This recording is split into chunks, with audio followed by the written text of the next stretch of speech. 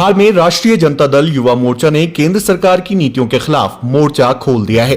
पटना से लेकर अररिया तक बढ़ती महंगाई, बेरोजगारी, जातीय गणना को रोकने के विरोध में पार्टी के कार्यकर्ताओं ने मार्च निकाला है, जिसमें आरजेडी के नेता और कार्यकर्ताओं ने पूरे जोश के साथ हिस्सा लिया। अररिया जिला समाहरणालय के पास आरजेडी नेताओं ने धरना दिया और तपती धूप में जमकर नारे लगाए। आरजेडी के राज्यव्यापी आंदोलन का नेतृत्व महिला मोर्चा की प्रदेश अध्यक्ष रितु जायसवाल ने किया।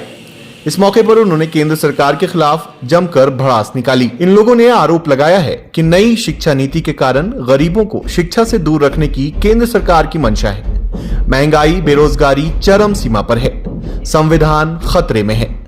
धरना प्रदर्शन में अररिया आरजेडी जिला अध्यक्ष सहित सभी प्रकोष्ठ के नेता और कार्यकर्ता शामिल हुए।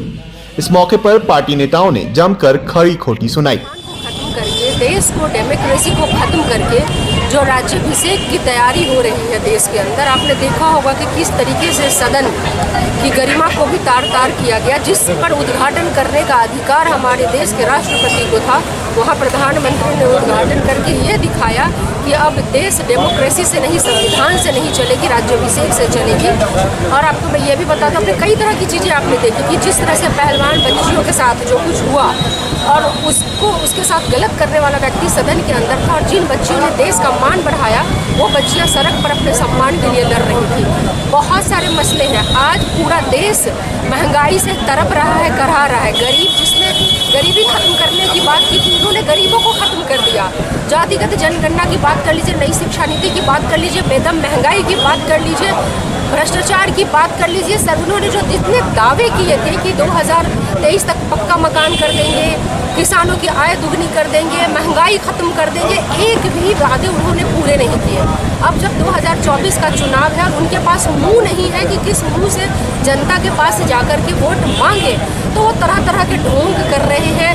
हिंदू मुस्लिम को पोलराइज करने की पॉलिटिक्स, एक बाबा को लेकर के आते, क्योंकि अब किन मुद्दों पे, जितने मुद्दों पे उन्होंने पहले वोट दिए अब वो नहीं है। लेकिन महंगाई वहीं की वहीं है, गरीबी वहीं की वहीं है।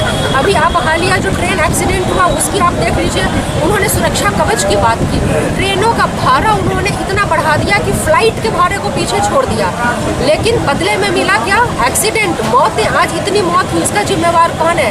उसका जिम्मेवार कौन है? उन्होंने सुरक्षा कवच की बात की कि 300 मीटर पहले से और उसके 300 मीटर बाद से जो है वो ट्रेनें ऑटोमेटिक रुक जाएंगी, लेकिन वो सिर्फ उनका घोषणा तक रह गया। नहीं, वह लोगों का जान तक सुरक्षित नहीं है। आप उसको और हम आप एक दुर्घटना की तरह देख सकते हैं, लेकिन जिसके ऊपर बीती उसे क्या कहेंगे?